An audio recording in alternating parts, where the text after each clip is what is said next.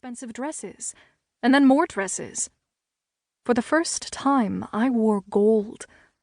I had a writing room, that's not what my husband called it, and someone to bring me hot tea and coffee.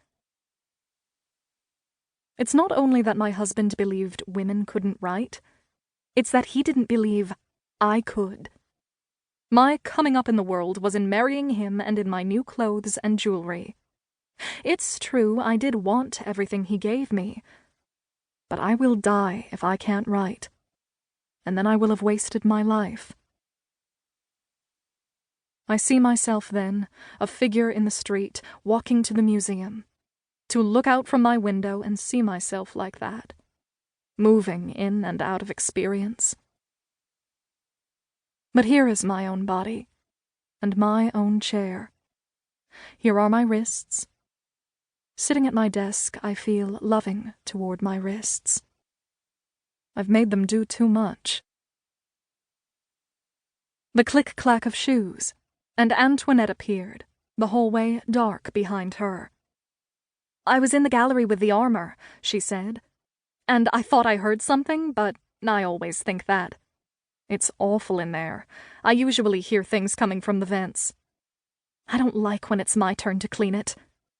Help me here and then we'll do that room together." Antoinette dusted, barely, while I finished my mopping. "My dress is ugly," she said, sighing, looking at herself in the large windows. I don't think she ever looked at the art. "No one's here to see you. When I walk home, they'll see it. Then you'll be wearing your coat.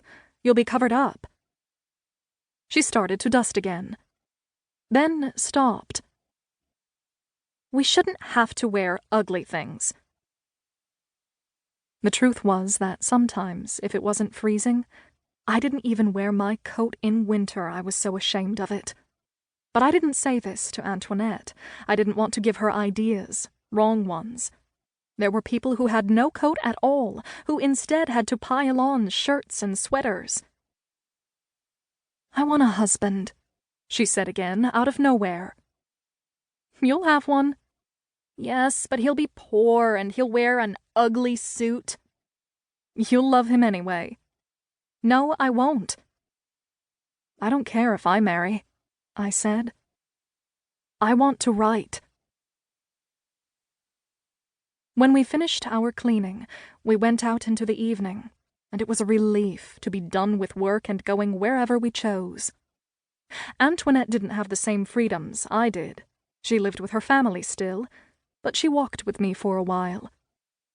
Out on the street, we were both different. I felt connected to something around us, something good, though I don't know if I could say or even describe what that was. I could sense it all the same. I could sense an interaction. In the buildings, and in Antoinette, her shoulder to her hand, even in her face. The back of her head as she looked out at the city.